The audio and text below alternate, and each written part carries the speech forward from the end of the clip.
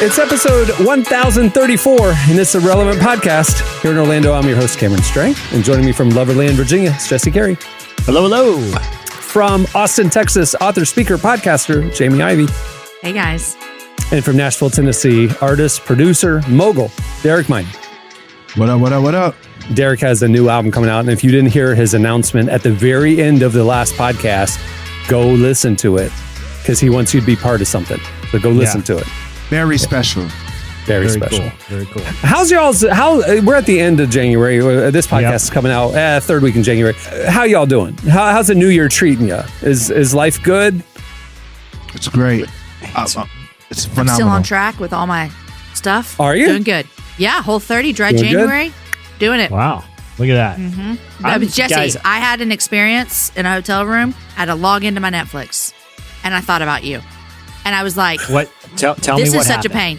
Well, first of all, I had to text my husband, I don't know the password. What's the password? And then the remote, can they not connect this to my computer? The remote, like going through 48 minutes later. Yes, 48 minutes later, I sat down to watch the show. Guys, something has to be done. Something has to be done. Do you know how much time I have spent in the last 3 weeks logging in? I ordered a couple people that I work with some Uber Starbucks. Okay. If I would have known it was going to take most of my afternoon to load up a new credit card on there and to go through all the logins and all the credentials to order 3 freaking chais. Okay. I would have just gone without. I could have gone and planted a tea tree. Wait, what are you talking about? So people gave you a gift card? No, he was ordering gifts. I was walking around like, hey, who wants a coffee? I'm going to order it up. We'll Uber it in, right? But I wanted to put in a new credit card. Then I got to log into this. And I got to do that. Same thing. I wanted to watch the other game. I had some buddies that were hanging out. And we wanted to watch a basketball game that was not on regular channels. So I'm trying to log into the ESPN app. We're all into Fubo. We're all into this. It has gone too far. And it's the same experience, Jamie. There's no Elon Musk. I know you're a complicated figure. Fix it, Elon. Help us. Figure something out, because it's getting preposterous. The amount of time I waste almost daily trying to log in to one of the 1,000 things that we run our lives on. Or is this a problem for anyone else? This is why when Elon comes to us and he's like, guys, I have a solution. Everyone scan your eyeballs, and everywhere you go, it's going to log you into everything. And we're going to say, yes, scan my eyeballs, Elon, because then I don't have to type anything. I'm 100% Apple ecosystem. Every browser, everything I use. The only thing, like your hotel situation, I would have been stuck. But I don't have to remember any passwords. It's just either my fingerprint or my eyes. It's fine with me. Here's the thing. I just updated my Apple computer, and I'm in the same boat as you, Jesse.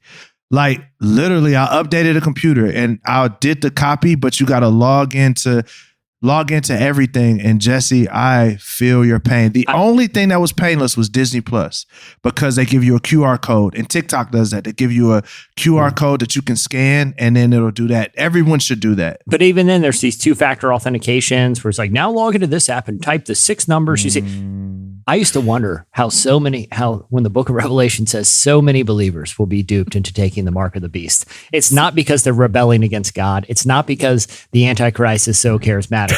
It's because they're sick and freaking tired of having to log into everything. Give me the chip. Yeah. Give me the chip. And it'll log me into everything. Give it to me. Make my life easier. And they're like, listen, I know that this will cost the eternal resting place of my soul forever. I know it. I know the lake of fire awaits. But if I have to log in to freaking Netflix one more time with a remote that doesn't have letters on it, I'm going to lose my mind. So, again, I think that's why I think what's going to usher in the second coming isn't a falling away. It's too many logins and 2-factor authentications. That's what's going to usher in the end of days. All right. Well, we can ask today's guest about the theology of that. John Bevere is joining us later. Make sure to stick around for that conversation. He has a new book coming out. And we also have at the end, we're doing part 2 of 2 Truths and a Lie. Don't miss that. But stay tuned right now. Up next, it's Slices.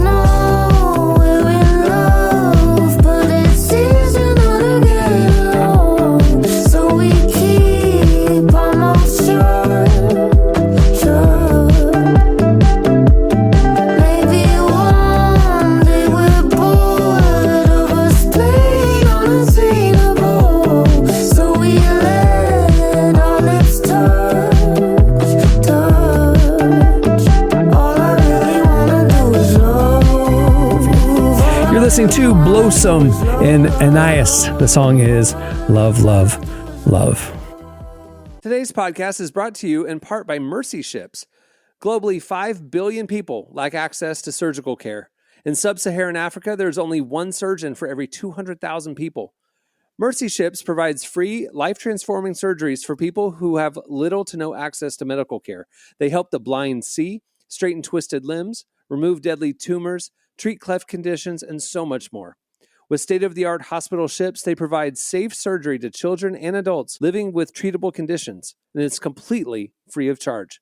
They do all this work with an all-volunteer crew of professionals who donate their time and talents. Surgeons, stewards, nurses, engineers, and more make the world a better place. Your donation today provides free, safe surgeries to people in desperate need of help. All gifts are matched, so please donate today at mercyships.org/relevant. Today's podcast is brought to you in part by Tim Tebow's book, Look Again.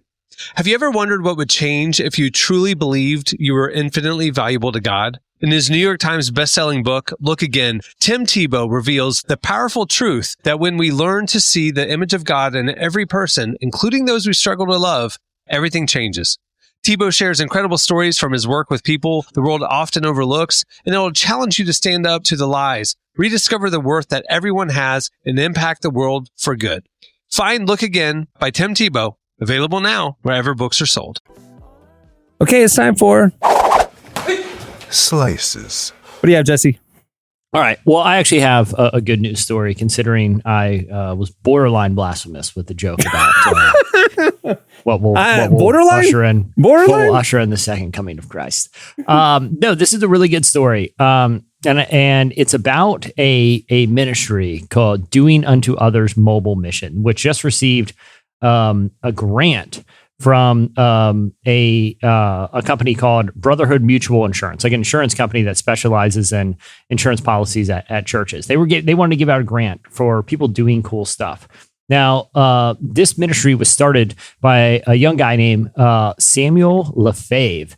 And essentially, the idea was that he was going to convince his local church to purchase some decommissioned ambulances and box trucks and things like that, and find volunteers in the community who have a background in like dental hair, dental hair, like that are dentists that are working. What is dental hair? Like a wig made of floss? It's an innovative ministry. It is extremely controversial.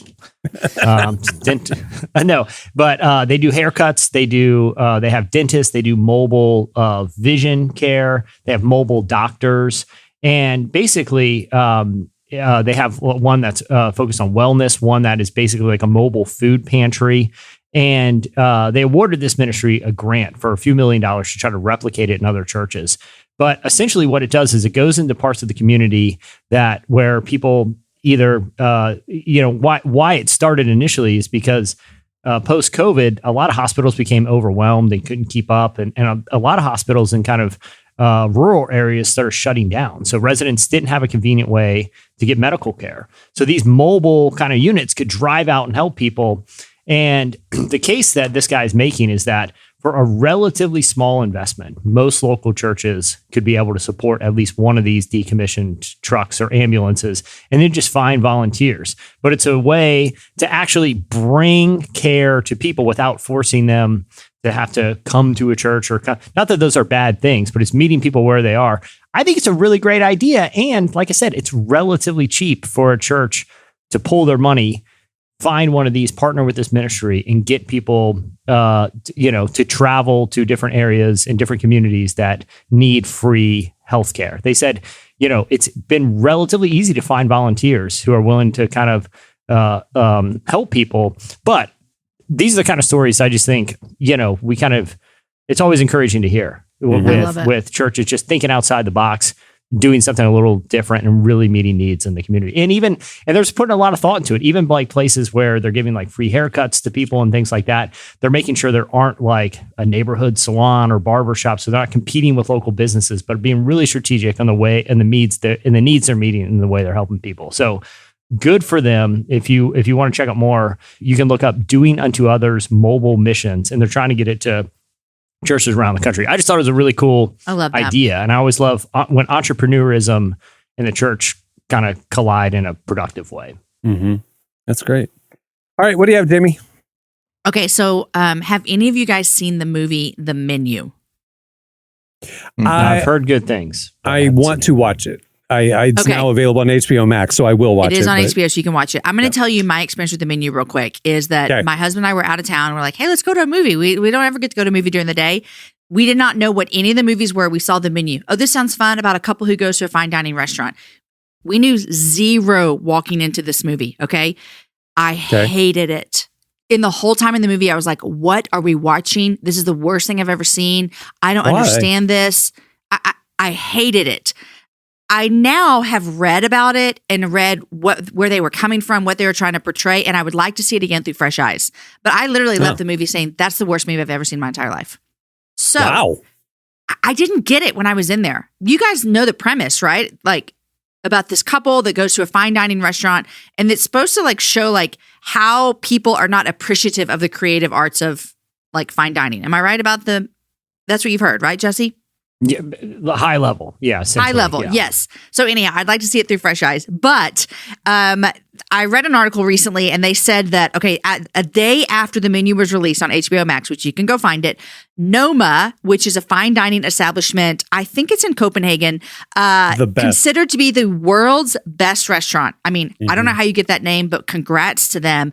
They announced that it would be closing their doors. And so some people are saying, what is this a coincidence? Is this not a coincidence? About why are they doing this? And the chef there said, basically, we have to completely rethink the industry. This is simply too hard. The decision comes as Noma, this restaurant, and many other elite restaurants are facing scrutiny of their treatment of the workers, many of them paid poorly or not at all, who produce and serve these exquisite dishes. And so the style of fine dining that they help create and promote around the globe, which is wildly innovative, labor intensive, vastly expensive, it may be going through the sustainability crisis. And so there's just an article saying, is there anything to this? Like a day after the movie comes out, they express they're closing the doors. And the question is, can fine dining like this, can it exist in 2023, the culture that we're living in? That's the interesting thing for me. We don't really cover fine dining, but when it came up to, because this isn't the first one. Earlier this year or last year, a 3-star Michelin chef announced he's shutting down his amazing restaurant and he's just going to open a simple chicken restaurant. And he said, like, the amount of work, labor, how much toll this takes on our lives, on the staff's lives, it's unsustainable. And that's what the Noma founder said too. Literally the best restaurant in the world. He's like, I can't live like this anymore. And I think that's what The Menu is parroting, is like how intense, the artistry and, over the bearing. And that it really is that people are like, it's cruel. It's a cruel environment. And then, they charge for it, but I mean, it's like unsustainable from a work-life balance standpoint. And these artists are saying, I don't want to live like this anymore. And so we're going to lose that type of dining experience. And in The Menu, also, it was like, these people don't even care about what I just spent. Like this little dish that I gave you that you're eating in 3 seconds, it took me 7 weeks to get up to this, and you just devour it and don't even care. So that's another thing too with they're artists, they're creative. That's how I feel when someone like Derek besmirches the Doritos Los Locos taco. You don't have no idea how long they labored away to make sure that taco shell doesn't get soggy like a Dorito would. The amount of food science. Food science. I'm telling you, there's probably labs with like dozens of very smart people that just work on Taco Bell food. That's real talk. I don't like you right now. I thought you were frozen. I thought your face. No, he was like, I can't even take it in. I don't like you. I don't like you. All right. Derek, look, man. I'll tell you one place that didn't shut in their doors. It's called Taco Bell because people love it. You know what though? Think about this, not just in fine dining, but like think about like other industries where like achieving greatness or something that like truly is remarkable requires such sacrifice that it's not sustainable, I mean, I wonder if what if this happened across every industry or every type of art where it's like, no, that's too hard. I don't want to do that anymore. Now, I'm not saying that there shouldn't be major reform in the fine dining industry. If these stories are true, like that's horrible. But like at the core level of work-life balance, it's like, what about the entrepreneurs that work 20 hours to pull off this groundbreaking thing? What if he decided not to? I don't know. We live in a different world, you know? Listen, I can tell you from music is, look, you could spend a whole year making the best song ever, and somebody could go on Fruity Loops, download a beat for $50 and make a song and dance to it, and it's gonna beat that best song every time. 10 times out of 10 is gonna beat it. It's already happened in, Cameron, in magazine journalism. Watch even watch one of those old movies, and obviously they're movies, but they're playing off like a trend, like that Mr. Rogers movie, where the assignment is to write a 500 to 700 word little anecdote about Fred Rogers. Oh, so you're going to take three trips to Pittsburgh and profile him, or how to lose a guy in 10 days. Here's a month-long assignment where you're going to, go date some guy for a listicle. You know what I mean? Like, great movie. We've already seen, but we've already seen it kind of, in the magazine industry that the editorial budgets used to be huge, but now it's just like, well, it's just not sustainable to travel all over the world for a 1,200 word story that, you can't go to London, Paris, and, Dubai to do this little write up on, hotel suites or whatever. I think we've already seen it in different industries, but it is interesting it's happening in the fine dining world. Yep. Yeah, that's true. Okay. What do you have, Derek? All right. So some people robbed a house. Okay. And then after they robbed the house, they called the police to ask them to help them move the stuff that they robbed. No, that can't be true. What? No, it's absolutely true. Like, so I'm reading, this is on a Associated Press, right? This is Florida, Cameron. Yes, I know. It's, I'm aware. So get DeSantis on that. So, right. Oh my gosh. So, the police get a call, a 911 call, but nobody's speaking. Nobody says anything. Nobody's speaking. So they respond, usually when that happens, they will respond because they think maybe it's an emergency, hostage situation, whatever. So they get there and they realize that nobody's there except this man and this woman. And there are things that they're stealing. So they obviously take that man and woman into custody. And this is what the lady says to the sheriff. I'm going to read it verbatim from Associated Press. She says, while talking to the deputies, the female suspect told them that she called 911 for the purpose of having law enforcement help them move their belongings from the house they were burglarizing. They also wanted to get a ride to the airport so they could spend the weekend in New York. Drugs have to be involved. There's no way that these people were not high. You're not in your right mind. They was high as a turtleneck on a giraffe. Like high. Like up there. You know what I'm saying? But there's no way. But they obviously didn't go to New York. They went to jail. So yeah, they did. Pro tip: if you're robbing somebody, don't call the cops to help you carry it out. Yeah. Good Lord. Welcome to Florida. All right. Well, that'll do it for Slices. Stay tuned. Up next, John Bevere joins us.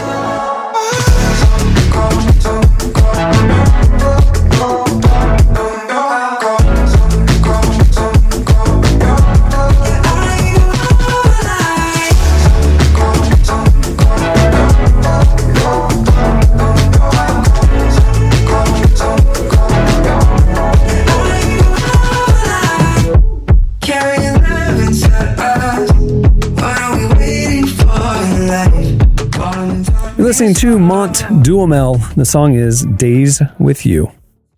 Today's podcast is brought to you in part by John Mark Comer's book, Garden City, a book that speaks to the tension we all feel between work, rest, and purpose. The New York Times bestselling author John Mark Comer takes us to the scriptures to identify what it really means to be human and flips the script on the idea that who you are matters, not what you do. He shows that God created us for meaningful work and meaningful rest. Both matter. This book helps you ask and answer the big questions. Does God care where I work? Is there a direction for my life? So you can discern God's heart for your calling, your rhythms, and the way His Spirit wants to shape every part of your life. If you're longing for purpose and a more grounded way to live, check out the new hardcover edition of Garden City wherever books are sold. Well, today's show is brought to you in part by the new book, God, the Science, the Evidence. We talk a lot about faith, but how often do we talk about science in the same breath? You might be surprised to discover just how deeply the two actually agree. For centuries, science has been used to dismiss the idea of God, but today an intellectual revolution is underway. Modern discoveries in physics, cosmology, and biology are consistently revealing the same truth: creation isn't an accident. That profound reversal is what engineers Michel-Yves Bolloré and Olivier Bonassi investigate in their international bestseller, God, the Science, the Evidence. This book is a rigorous, evidence-based critique of materialism, inviting you to explore over a dozen scientific, philosophical, and historical domains. It shows that what was once seemed impossible, that science could point to a creator, is now supported by a vast and convergent body of evidence. With over 400,000 copies sold in Europe, this book is sparking a global debate. It's thoughtful, fascinating, and a powerful reminder that reason itself affirms the existence of God. Learn more and find out where you can purchase your copy today by visiting godthesciencetheevidence.com. Today's podcast is brought to you in part by Erwin McManus's book, The Barbarian Way. Some books don't just inspire you, they confront you. The Barbarian Way, now celebrating its 20th anniversary, is one of those books.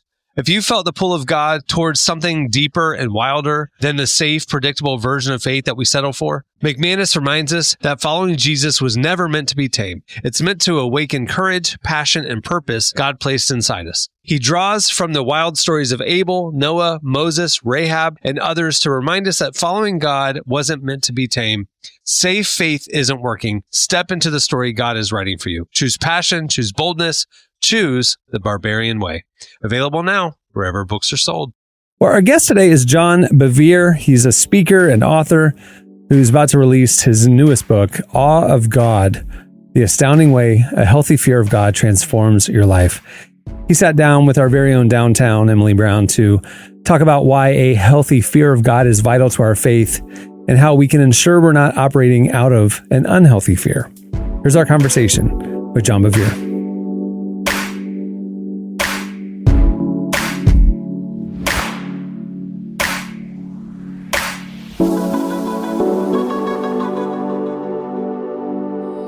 Your new book, Awe of God. And I guess a good place to start would be, where did the inspiration for this book come from? Oh, Emily, this has been like a 30-year journey, so it's almost like a life message. But I remember back in 1994, Lisa and I had been in ministry for 40 years now. But in 1994, I went to a church conference and God started dealing with me about the holy fear of God, the healthy fear of God, I should say, right? So I got up at this conference and I'd never preached on it before. And I really didn't want to, but I felt like the Lord said, do it. So I started preaching on it and it went good, I thought. The next night, the pastor got up before he introduced me on the second night I was speaking and corrected everything I said and said, John preached error. In the as New Testament Christians, we don't need to fear God. That's Old Testament. God's not given us a spirit of fear. Perfected love casts out fear. And I'm just sitting there in the front going, oh my goodness. And then to my shock, he introduced me. And I had to preach that night after having been corrected for 15 minutes. And I remember the next morning I went out and I said, God, I'm so sorry. Forgive me for putting people in bondage. Forgive me for hurting your church. And I didn't feel the discipline of the Lord. I felt the pleasure of God. And I found myself, Emily, crying out to know the fear of God. Well, fast forward a couple of years and I go to Brazil. It was the first time I'd ever spoken in Brazil. It was a national conference. It was an arena. Thousands of Brazilians in the arena. And I remember during the worship, they were all kind of looking around, had their arms crossed, looking down. They were whispering to one another. They were going in and out of the arena, get to the concession stands, getting concessions. Then the worship was over and one of the leaders got up for this national conference and started reading from the scripture. And now, because there's no music, I can hear a little mutter of people talking. And I'm like, oh my gosh. And there's no presence of God. And this is a believers conference, a national believers conference. And I remember the Holy Spirit saying, you must deal with this, son. And so I remember walking up to the podium. And this is the first time I ever spoke in Brazil, since I've spoken many times. But I remember just staring at the people because I thought, I can't get their attention. And I just stared at the people and waited. And after about 60 seconds of awkward silence on a Friday night conference, national conference, everybody stopped talking. Everybody stopped moving around, and they all looked at me. And I said, I have a question. If you're sitting across the table and talking to somebody, and the whole time they get their arms crossed, looking around, they're looking down, they're whispering to somebody sitting next to them. I said, will you continue to speak to them? And they said, no. I said, what if every time you go to your neighbor's house, you knock on the door, and when he opens the door, he goes, oh, it's you again, and leaves the door open and walks into his house. Will you continue to go? They said, no. I said, I have been in this arena for an hour, and I have not sensed an ounce of the presence of God. And the reason is because God will never manifest himself in a place where he is not held with the utmost of respect and honor. I said, if your president would have walked on this platform tonight, you would have given him 10 times the respect you gave the Spirit of God. If your favorite soccer player would have walked on this platform tonight, you would have been on the edge of your seats anticipating every word. And so for the next 75 minutes, I preached on the fear of the Lord. At the end, I said, all right, everyone in here, you say you're a believer, you believe in Jesus Christ, but you lack the fear of God and you're willing to repent, stand up. 75% of the arena stands. As soon as they do, the presence of God comes in. People start weeping everywhere. The next day, the presence of God was so strong in that arena for the morning session, the Saturday morning session. And so I've learned that the way to get into the presence of God is through holy fear. Now, let me say this, because it's so important, Emily, that everybody understands this. There is a huge difference between the fear of the Lord and being afraid of God. We can't have intimacy with somebody we're scared of. And when Moses brought Israel out of Egypt and brought him to the mountain, God came down on that mountain and the people ran away. And Moses makes a statement in Exodus 20:20. He said, do not fear, because God's come to test you to see if his fear is in you, so that you may not sin. Now, is he talking out of both sides of his mouth?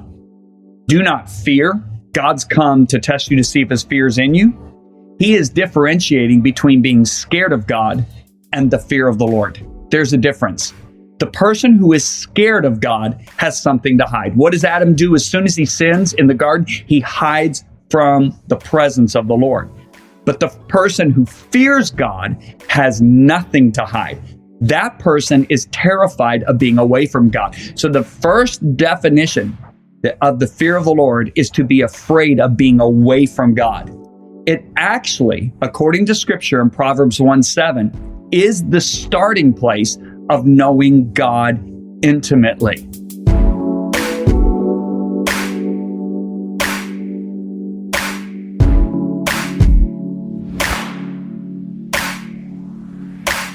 It's almost like there is a place for fear in our faith, which sounds funny to say, but it's true. Like, we have to have that holy fear like you're talking about.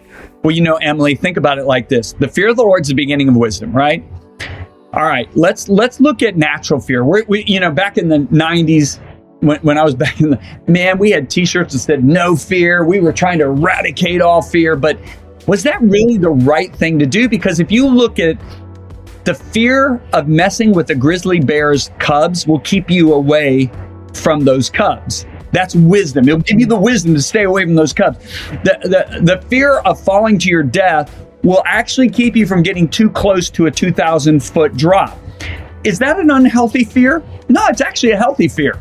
If you didn't have that fear, you'd go, I'm just going to look a little closer. I'm going to actually step out and see what it's like to be out here over the cliff. No, you're going to fall 2,000 feet to your death. So there's unhealthy fear and there's healthy fear.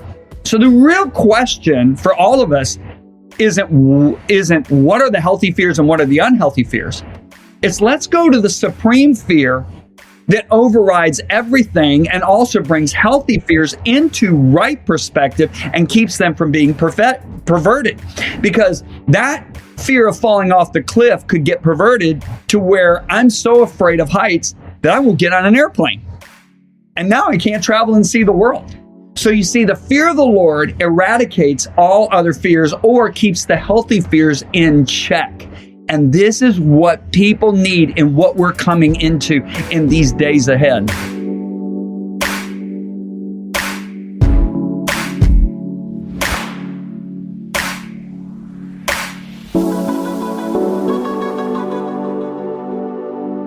That was John Bevere. I have known him since I was like 8 years old. Amazing speaker and writer.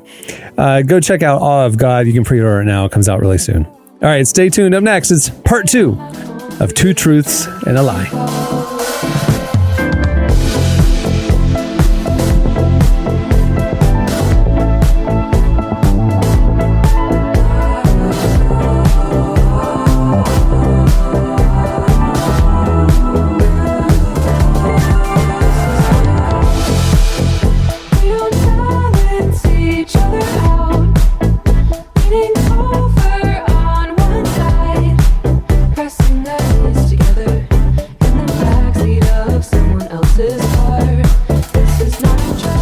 You're listening to Phone Boy.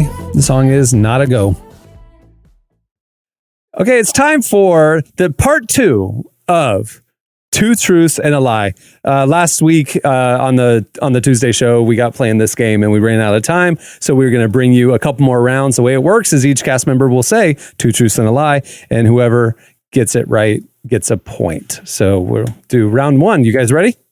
Ready. I'm ready. Born ready. All right, Jesse, I'm not starting with you because you botched it last time when I started with you because you did 2 lies and a truth. Very complicated game. Yeah. So, Jamie, we're going to start with you. Give us your 2 truths and a lie.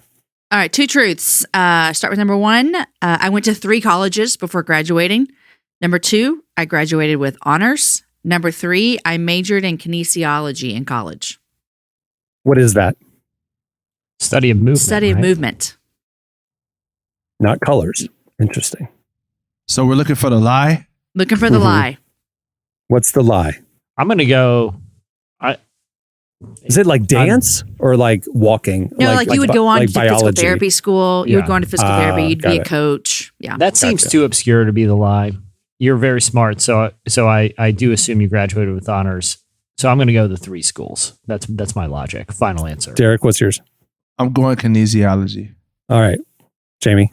Okay, I started at Dallas Baptist University, went to University of Houston, graduated from Houston Baptist University. There's my 3 schools. I did major in kinesiology. Jesse, you're very kind, but I am not an honor student ever in my life. So there you go. I did not graduate with honors. You both got it wrong. She put us in a pickle there. Yeah, I know I did. I was like, do we say you're dumb or do we say you wanted to be a coach? Yep. There is no way you graduated with honors. Exactly. All right. Derek, what's yours? All right. I'd never seen The Passion of the Christ. I almost got kicked out of Disney for insulting Mickey Mouse.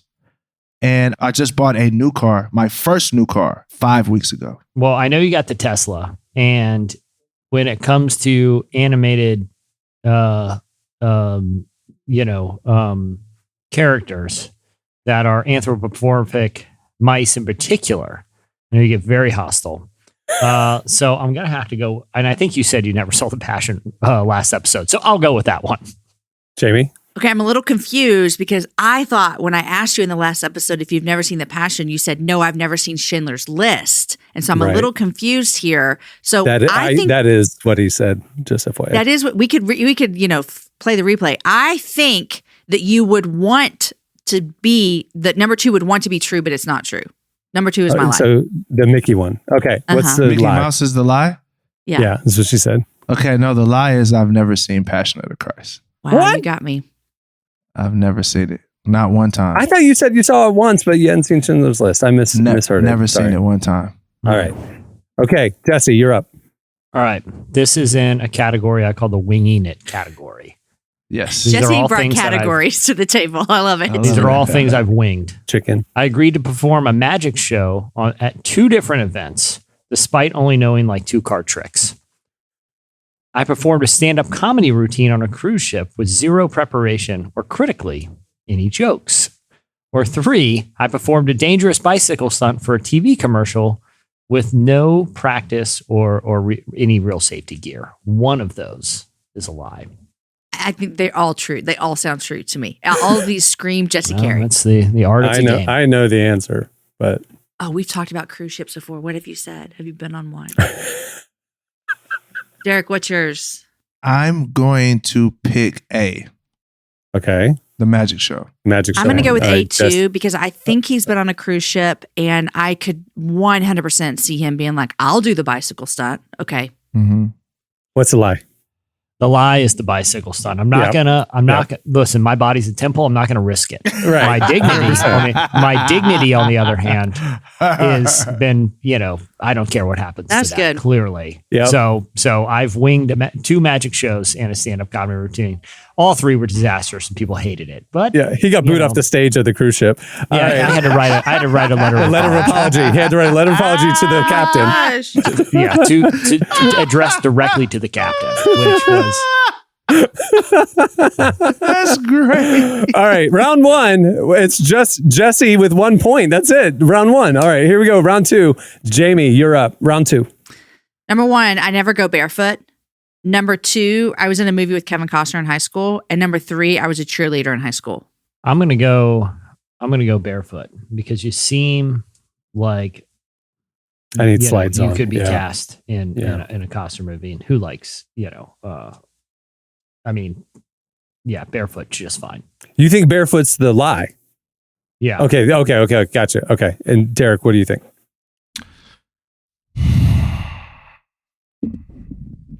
I believe you are a barefoot. You do barefoot. See, I think she's a germaphobe and won't want her dirty feet to touch the floor. What do you think is the lie, Cameron? Or you're not playing, but I think Costner. I think Costner's the lie. But okay, I hate being barefoot. I'm always have shoes. I travel with slippers. I do not go barefoot. I was an extra in the movie Tin Cup when I was a junior in high school. No way! Are you visible in the film? No, because it was on the golf scene, obviously, and I got to go do that. And I was not a cheerleader in high school. So there's that. Oh, we all got it wrong. Goodness gracious. Okay, Derek, you're up. All right. Let's see. I wrote my first song at 12 years old. My first live performance was stand-up comedy, and I went to school for music production.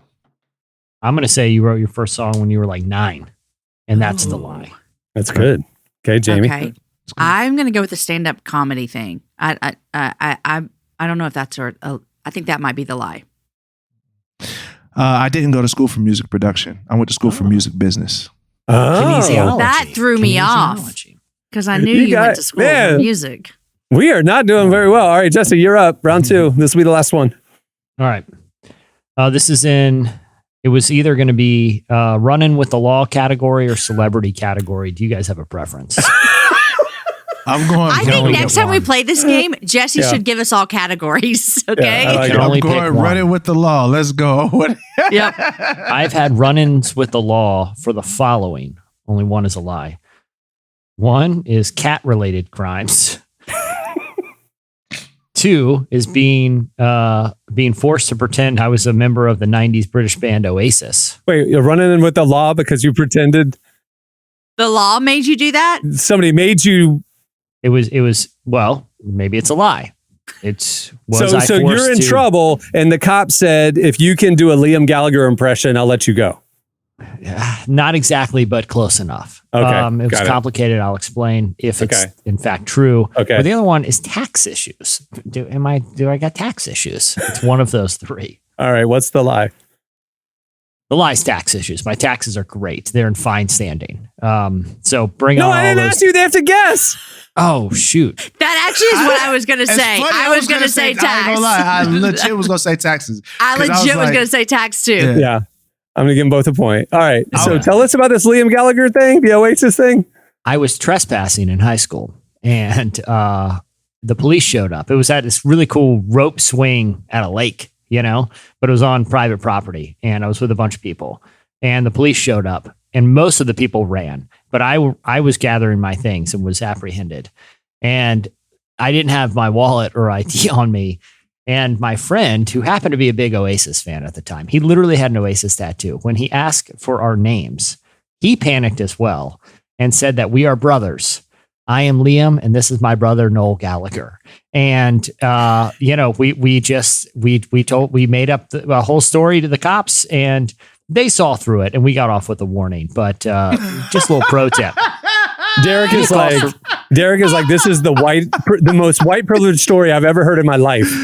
First of all, I'm like, I never heard Oasis, so it's like that's you're even not missing funnier. much. Yeah, right. So, but it's hilarious that I'm just laughing at my man saying, "Hey, where's Liam and Noah Gallagher?" It was either sell out my buddy. It was either sell out my buddy right there, or tell the cop the truth. And it's like, all right, well, I guess I'm in this lie at this point because what am I supposed to do? And we ended up getting off. See, He the worst criminal in the world. I do mom lessons with my kids. I'm like, never run from the cops. Never run from the cops. Maybe I can have them. They need to come up with some kind of, clever thing to say. I have run before for other trespassing related crimes, and we got. Well, this is a controversial worship leader, and I one time ran from the cops. Tell us more. And Sean Foyt. Yep. Yeah. We one time.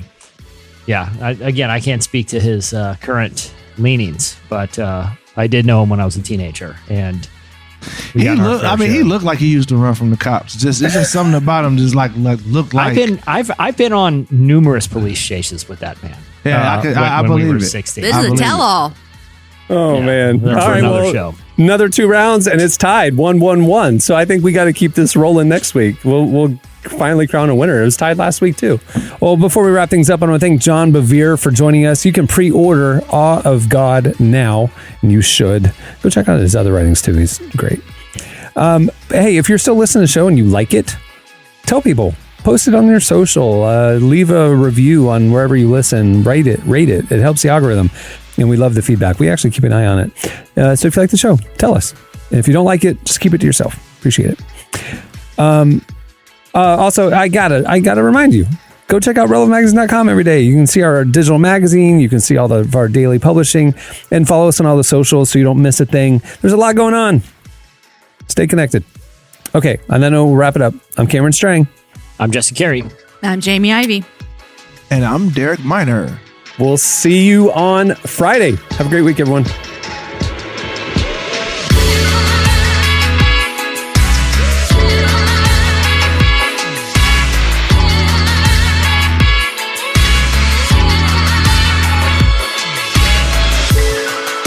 Thanks for listening to the Relevant Podcast.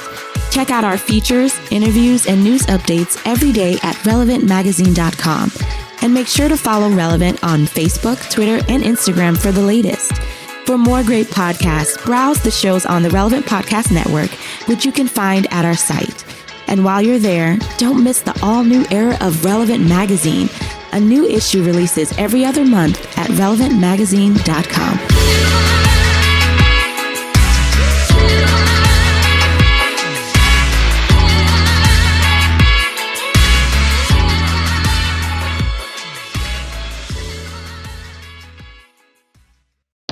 I know the lake of fire awaits. Relevant Podcast Network.